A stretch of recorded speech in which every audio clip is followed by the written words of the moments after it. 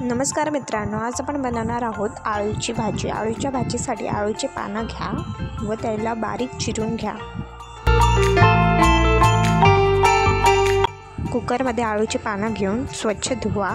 त्यानंतर त्यामध्ये चण्याची डाळ, शेंगदाणे, मीठ, पाणी घालून 2 ते 3 शिट्ट्या काढून घ्या।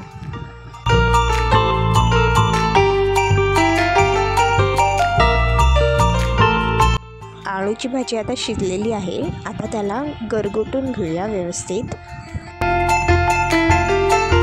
व त्यामध्ये आता बेसन घालून पुन्हा व्यवस्थित मिक्स करून घ्या।